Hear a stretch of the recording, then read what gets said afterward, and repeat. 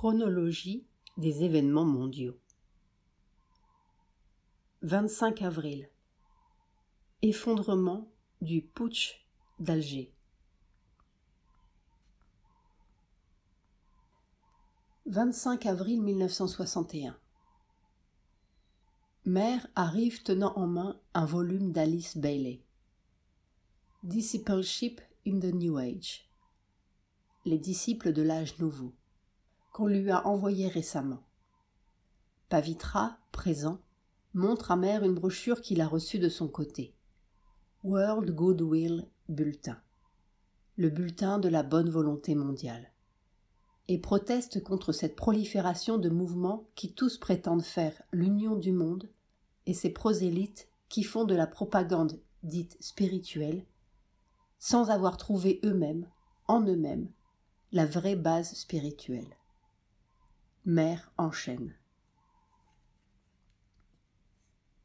Mais ces gens ne peuvent pas sortir de leur éducation. Voilà une dame, A. Bailey, qui, paraît-il, est très célèbre. Elle est morte maintenant, qui est devenue disciple d'un lama tibétain. Et elle parle encore du Christ comme du seul avatar.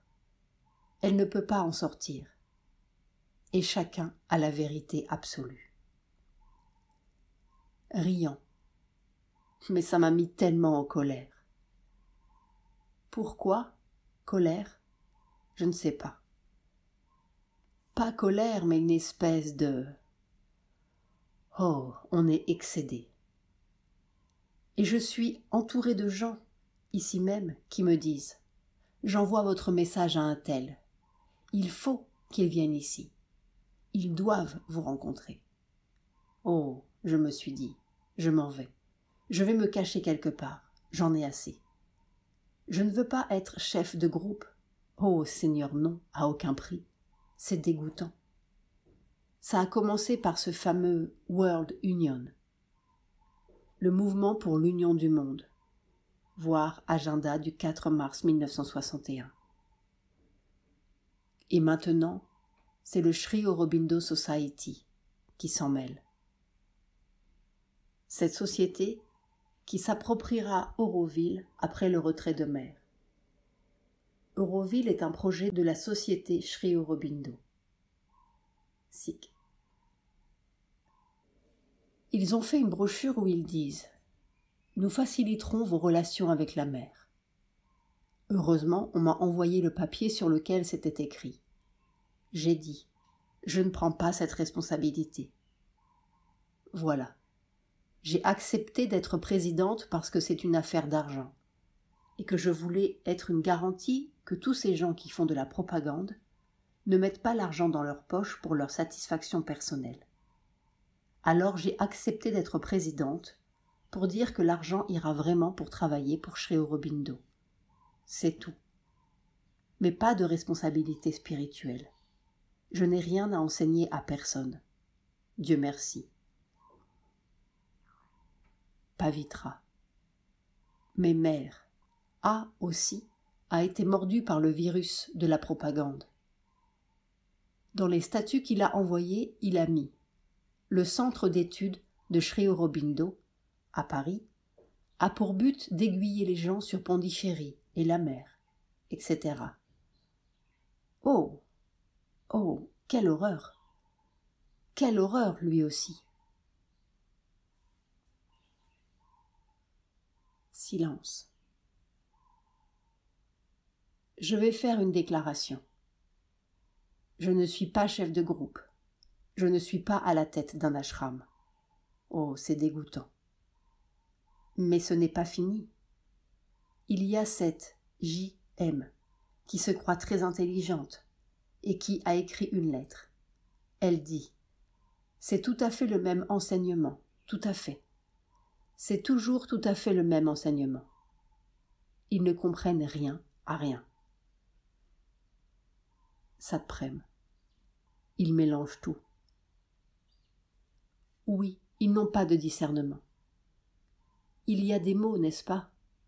Il suffit que ces mots soient là, et ça y est. Et alors, quelle atmosphère ça fait? Ouh! Ce matin, la première chose que j'ai faite est d'ouvrir ce livre d'Alice Bailey. J'avais ça depuis plusieurs jours. Il fallait que je le voie. Je regarde. Ah, j'ai dit bien. Voilà une personne qui est morte, mais qui a été considérée comme un grand leader spirituel, qui est la disciple d'un lama bouddhiste tibétain, et qui dit « Le Christ est l'incarnation de l'amour divin sur la terre ». Voilà, un point c'est tout. Et le monde sera transformé quand le Christ va renaître, quand il reviendra sur la terre. Mais pourquoi, diable, le Christ? Pourquoi met-elle le Christ? Parce qu'elle est née chrétienne? C'est lamentable. Et un mélange, tout. N'est-ce pas? Au lieu de faire une synthèse, ils font un pot pourri. Ils ramassent tout comme ça, mettent ensemble, battent un peu, utilisent des tas de mots qui n'ont aucun rapport l'un avec l'autre. Et puis, ils vous présentent cela. Et on veut me fourrer là-dedans. Non merci.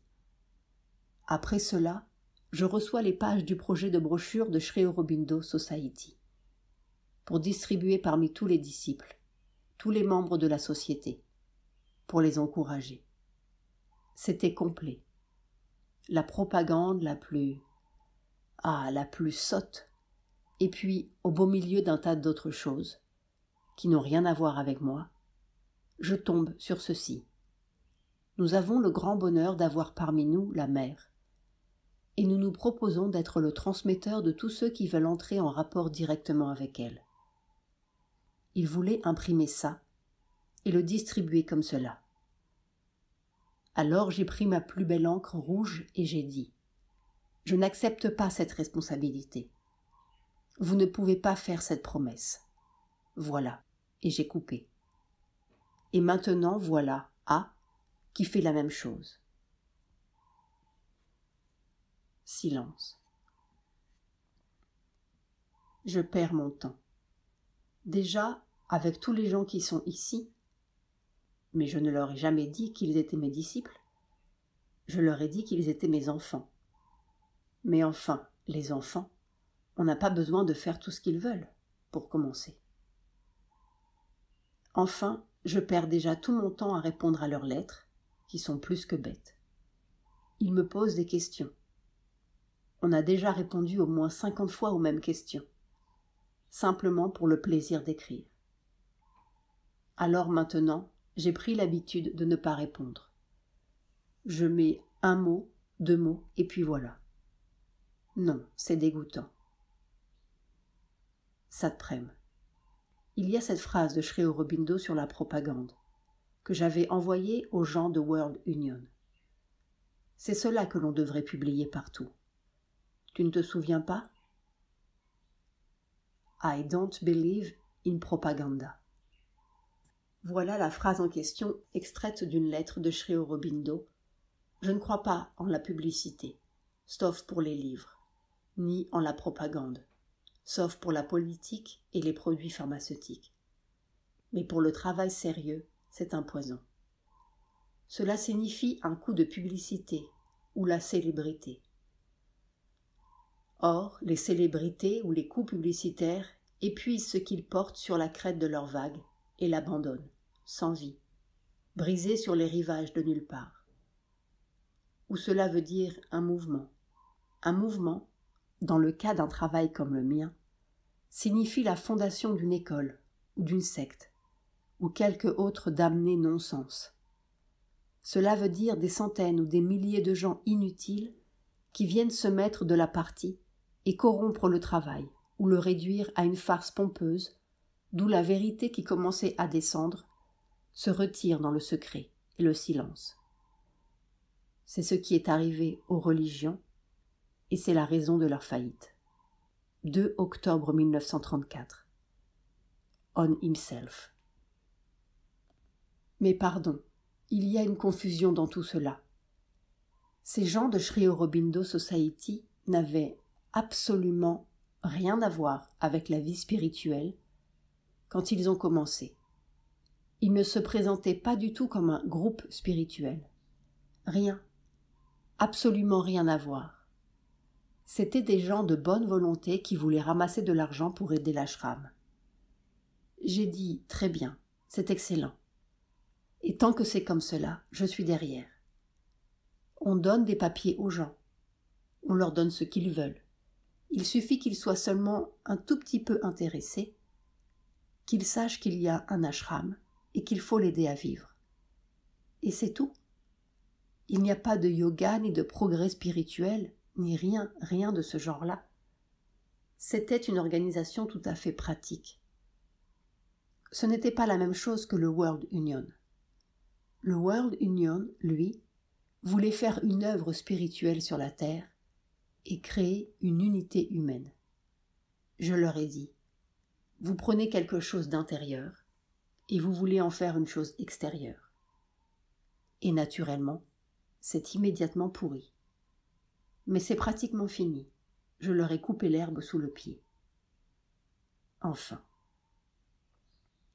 Pavitra. Oui, mais ça renaît maintenant sous la forme de Sri Aurobindo Society. Ah non, ce n'est pas du tout la même chose. Ils n'ont rien à voir l'un avec l'autre. Rien à voir. Ils ont voulu s'unir. J'ai refusé. Je leur ai dit, vous n'avez rien à voir l'un avec l'autre. Vous, World Union, vous êtes des idéalistes qui voulaient réaliser votre idéal extérieurement, sans base. Et eux, ce sont des gens d'affaires, des gens pratiques, qui veulent amener de l'argent à l'ashram. Et ça, je suis pleinement d'accord parce que j'en ai besoin. C'est tout à fait autre chose. Mais alors, ils ont commencé, les gens de la SAS, à se poser presque comme des instructeurs. Heureusement, on m'a apporté leur projet de brochure. J'ai dit « nothing doing », rien à faire. Si vous voulez parler aux gens, dites-leur ce que vous voulez, cela m'est égal. Mais je ne publie pas cela. Ce que vous avez écrit sur moi ne s'imprime pas, et vous ne le distribuez pas. Je ne figure pas au tableau.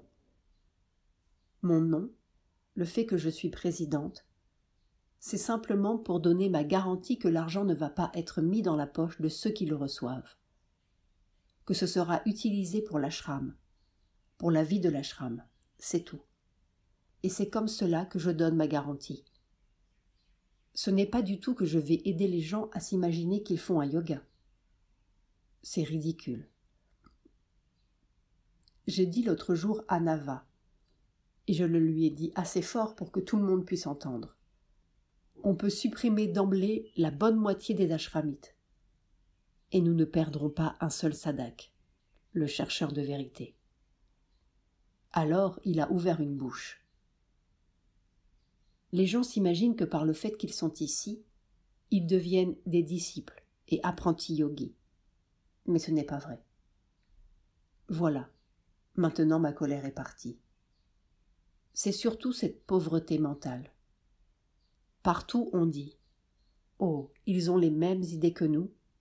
Oh, ils enseignent la même chose. Oh, oh. »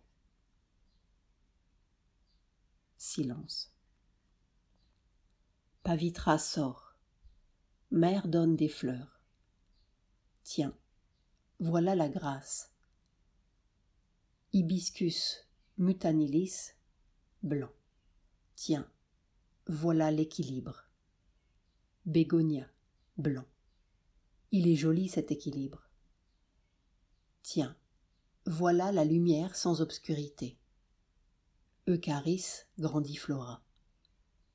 Et ça, c'est la pureté. C'est une conversion intégrale. Hypeastrum, amaryllis blanc. Au cœur de la fleur, Mère a mis 2 autres fleurs. Service, Beltophorum ferruginum, flamboyant jaune, et Compassion de Sri Aurobindo. Portulaca grandiflora, pour pied.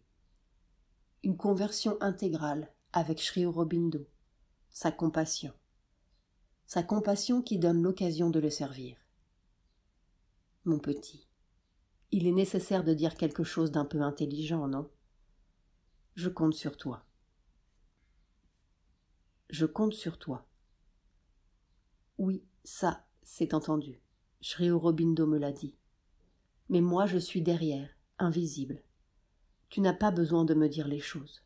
Tu peux les dire si tu veux. Mais ce n'est pas nécessaire. Silence. De temps en temps, j'ai envie de dire des énormités. J'allais dire, comme je comprends Sri Aurobindo, qui est passé de l'autre côté. Je n'ai pas l'intention de le faire. Non, je n'ai pas cette intention. Pas pour cette raison-là. Pas parce que je suis le moins du monde intéressé à tout ce fourbi extérieur. Pas pour cela. C'est parce que j'ai promis à Sri Aurobindo que j'allais essayer. Alors voilà, c'est cela. Il n'y a qu'une chose, au fond, qui serait ravie, une seule chose. C'est de faire. Tout c'est dire et dire et dire, et promettre, et faire miroiter des choses. Faire. Silence. Ah, mais c'est beaucoup plus difficile que de dire. Beaucoup. Beaucoup. Beaucoup. Infiniment plus difficile que de dire. Parce qu'il suffit d'être juste à un moment donné, là, comme ça. Geste d'ouverture vers le haut. D'attraper la lumière. Alors on peut dire, si on est un peu clair, transparent. On attrape ça et on dit. Une fois qu'on a vu, on n'oublie pas. Mais pour faire, c'est cette pauvreté, cette étroitesse. La pauvreté mentale, l'étroitesse mentale. C'est relativement facile d'en sortir. Il n'y a qu'à percer un trou, passer au-delà, voir ça d'en haut. Et tout cela, oui, immédiatement, ça s'élargit. C'est relativement facile. Mais cette pauvreté, cette étroitesse vitale et physique, matérielle, et l'étroitesse mentale, on sait le moyen. Il n'y a qu'à passer au-delà. On sait le moyen. Mais ça, mère touche son corps. On a beau amener la lumière et la force. Oui, pendant quelques moments, on peut vivre, même dans la sensation, une vie universelle. Mais le corps. Silence. Parce que, évidemment, il faut que ce soit fait dans cette vie. Le progrès du corps ne peut pas se garder, n'est-ce pas? Mais non, c'est justement ça.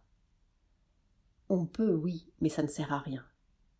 Ces cellules qui sont devenues si conscientes, s'il faut que tout ça se désagrège, ça fait des cellules qui sont conscientes. Mais mélangées à... Qu'est-ce que cela représente? Mélangées à la somme de toutes les cellules inconscientes de la Terre? Cela ne sert à rien. Ça ne sert à rien, oui. C'est-à-dire que dans des millions d'années, peut-être, ça aura de l'effet.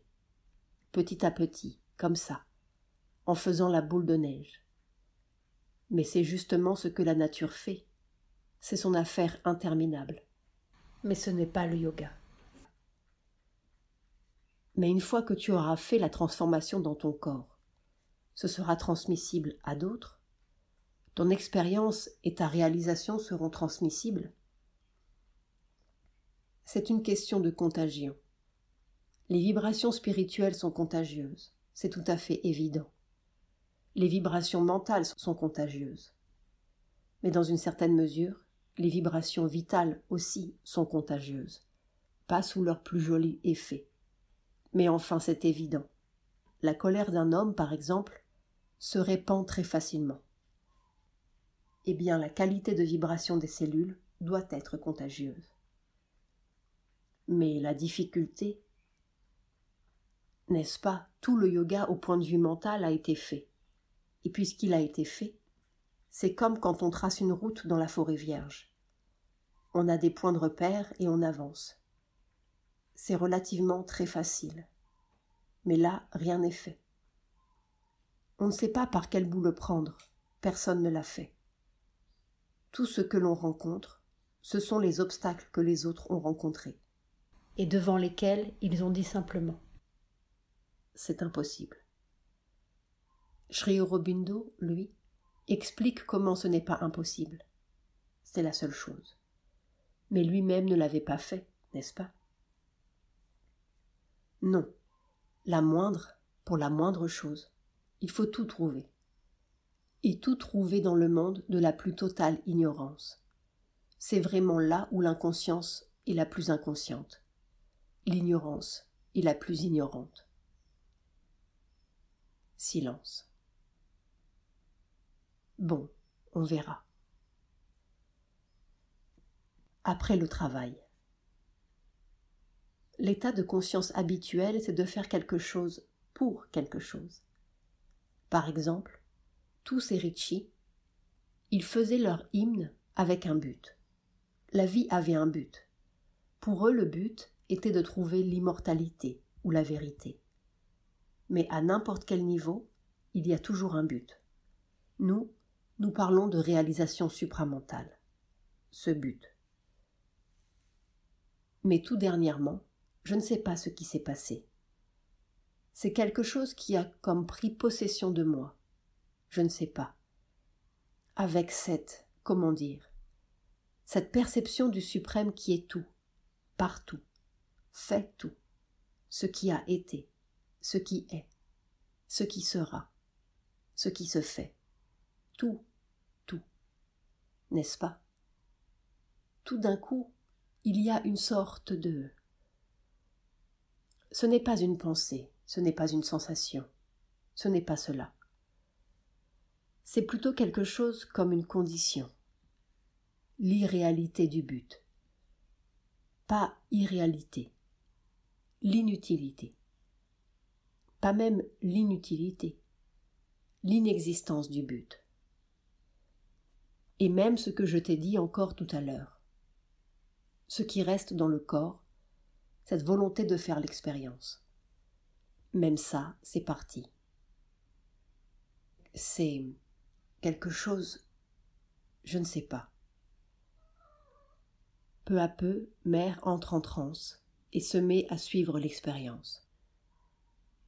C'est comme un ressort qui existait et qui avait sa raison d'être. Et c'est pour cela qu'il persistait.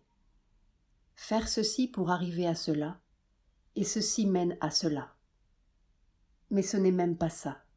C'est plus subtil que cela. Et ce ressort, tout d'un coup, semble être devenu inexistant, parce que inutile. Maintenant, c'est une sorte d'absoluité. Absolutisme, a dit Mère exactement. Dans chaque seconde, chaque mouvement. Depuis le mouvement le plus subtil, le plus spirituel, jusqu'au plus matériel. C'est cet enchaînement qui a disparu. L'enchaînement a disparu. Ce n'est pas la cause de ça, et ça n'est pas fait pour ça. On ne va pas là. Tout cela paraît.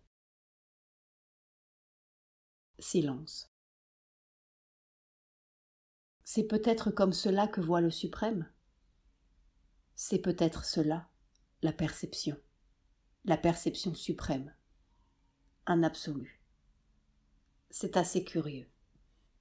Un absolu innombrable et perpétuel, simultané. Silence. C'est curieux. Le sens de connexion est parti. Le sens de cause à effet est parti. Tout cela appartient au monde de l'espace et du temps. Chaque quoi. Qu'est-ce que c'est que ça? On ne peut pas dire un mouvement. On ne peut pas dire un état de conscience. On ne peut pas dire une vibration. Tout cela appartient encore à notre mode de perception. Alors on dit chose. Chose ne signifie rien. Chaque chose en elle-même porte sa loi absolue. Oh, comme c'est maladroit. Mais ce qui est tout à fait clair, c'est l'absence totale de cause à effet et de but, d'intention. Purpose. Il n'y a pas ce genre de connexion comme ça. Mère fait un geste horizontal, n'existe pas. C'est comme ça. Mère fait un geste vertical qui domine et embrasse tout à la fois. Et alors ça peut se traduire dans une conscience par un point infinitésimal, qui est un corps physique et tout ce qui en dépend. Mais c'est exactement la même chose que le point suprême et tout ce qui en dépend. C'est la même chose. C'est seulement comme le déplacement d'un regard, si on peut appeler cela un regard, qui serait comme une aiguille, qui n'occuperait pas d'espace. Mère dit tout ceci dans une transe profonde. Il nous a semblé que l'on pourrait rapprocher son expérience de celle des Ricci, lorsqu'il est dit « like an eye extending in heaven », comme un œil étendu dans le ciel. Mais c'est la même conscience. Conscience. Est-ce que c'est conscience ? Quelque chose comme cela. Ce n'est pas conscience comme nous le comprenons. Ce n'est pas perception non plus. C'est une sorte de volonté de voir. Mon Dieu, quel mot! Et alors avec une liberté et une toute-puissance absolue. Ça peut être ça ou ça peut être ça. Et c'est exactement la même chose. N'essaye pas de comprendre. C'est évidemment intraduisible. Mais ce qui peut se traduire, c'est cette espèce de sensation que tout l'enchaînement des causes et des effets, et du purpose, du but, tout cela, ça paraît tout en bas, très loin, très humain. C'est peut-être divin aussi. Au point de vue des dieux, c'est peut-être comme cela aussi, je ne sais pas. Parce que dans la conscience de la mère universelle, c'est encore là. Il y a encore cette ardeur d'amour à servir. Faire ce que tu veux. C'est encore là.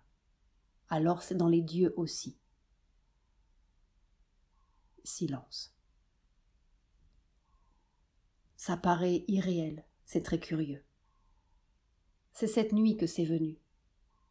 C'est venu lentement, mais cette nuit c'était très fort. Plus d'enchaînement, plus de cause à effet, plus de but, plus de purpose, plus d'intention. Une sorte d'absolu. Et qui n'exclut pas la création. Ce n'est pas le nirvana. Ça n'a rien à voir avec le nirvana. Le nirvana, je connais bien, je l'ai eu. Et justement, encore hier soir, quand je me promenais pour le japa, même ce matin. N'est-ce pas ? Je commence par une invocation au suprême sous ces 3 aspects. Et alors, il suffit de dire le son « tat » pour abolir tout. C'est le nirvana. Et j'ai remarqué depuis quelques jours que c'est instantané, avec une facilité. Et, oh, un délice. Ce n'est pas le nirvana, ce n'est pas cela. C'est au-delà de ça. Ça contient le nirvana et ça contient le monde manifesté. Et ça contient tout. Toutes les apparitions et les disparitions. Les créations et les destructions de ce monde, ou de tous les mondes. Tout ça, c'est là-dedans. Quelque chose qui n'a ni cause, ni effet, ni prolongement. Mère fait un geste horizontal.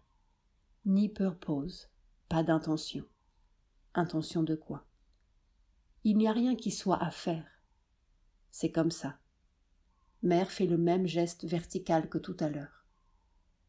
J'espère que je ne suis pas en train de te mener dans un asile d'aliénés. Mère rit. Mère se lève pour sortir. Ce qui est tout à fait intéressant, c'est que tout reste le même. Tout reste le même. Tu vois ? Je peux faire n'importe quoi. Je te parle, je plaisante. Tout reste le même, ça ne change rien à rien. Là où mon problème commence, c'est quand je me demande comment ça va changer. Voilà, petit. Je crois qu'on fera bien de garder cela secret. Il existe un enregistrement complet de cette conversation. Ce secret fait probablement partie du secret que tout cet agenda cherche à traquer. Alors, où s'arrêter? Et si nous sommes indiscrets, qui sait si le secret de l'homme n'est pas l'indiscrétion de quelques singes?